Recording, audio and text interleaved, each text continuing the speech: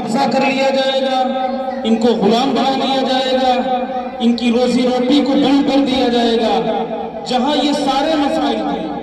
جہاں ان کو ان ساری چیزوں کی ضرورت تھی، ان ساری چیزوں کو اپنے کنٹرول میں لانا چاہتے تھے، میرے دوستوں وہی دوسری طرف ان کا سب سے خطرناک مشن جو تھا اور سب سے خطرناک نیت جو تھی وہ یہ تھا کہ یہاں سے علماء کو ختم کریں گے، مدارس کو ختم کریں گے، مساجد کو ختم کریں گے۔ جب یہ ساری چیزیں ہوں گی، نہ قرآن کا جاننے والا ہوگا، نہ حدیث کا جاننے والا ہوگا، نہ حدیث کا پڑھانے والا ہوگا، نہ قرآن کی تفسیر لکھنے والا ہوگا، تو ایک دن وہ آئے گا جب اسلام نہیں رہے گا، قرآن نہیں رہے گی، نبی کی تعلیم نہیں رہے گی، تو ہمارا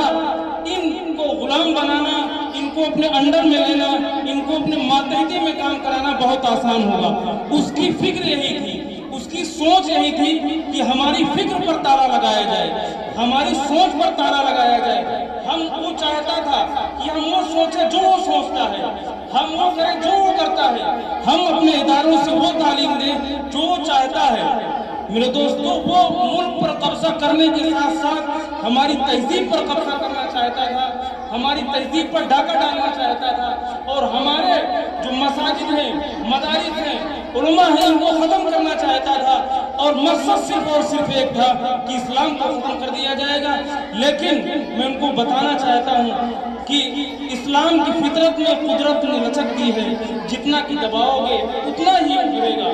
میرے دوستو، شاید ان کو تاریخ معلوم نہیں، شاید انہوں نے عمر بن خطاب کی زندگی کو نہیں پڑھا، شاید انہوں نے علی مرتضیٰ کی زندگی کو نہیں پڑھا، شاید انہوں نے صحابہ کرام کی زندگی کو نہیں پڑھا۔ میرے دوستو، صحابہ کرام تو بڑے پیمانے، بڑے عظمت والے ہیں، بڑی قربانیاں ہیں، شاید انہوں نے ہمارے قریب کے بزرگوں کو نہیں پڑھا۔ اس کو یہ غلط فہمی پیدا ہوئی، وہ چاہتا تھا کہ بہت آسانی کے ساتھ یہ کام ہو سکتا ہے۔ لیکن میرے دوستو، جب اس نے اپنے مشن کو قائم کیا اور ہمارے علماء نے، ہمارے بزرگوں نے محسوس کیا، تو وہ دن دکھلائے اس کو کہ منہ چھپا کر بھاگنا پڑا۔ اس لیے میرے دوستو، آج وہ دن دوبارہ لوٹ کر آیا ہے۔ جو انگریز لے کر آیا تھا، جس مشن کے ساتھ انگریز چل رہا تھا، وہی مشن ہمارے ملک میں کچھ لوگ اور لے کے چل رہے ہیں، اور وہ چاہتے ہیں، آپ نے بارہا دیکھا ہے کہ ان کی کوشش جو ہوتی ہے کہ مدارس پر ڈاکہ ہو، مساجد پر ڈاکہ ڈالا جائے، اذانوں پر پابندی لگائی جائے، تمام تعلیم گاہیں جو ہیں ان پر پابندی لگائی جائے۔ جب یہ ساری چیزیں بند ہوگی، اور ساری چیزوں پر قبضہ کرنا اور ساری چیزوں پر کنٹرول پانا بہت آسان ہو جائے گا۔ لیکن اللہ نے وعدہ کیا ہے، یہ اسلام پھلتا پھولتا رہے۔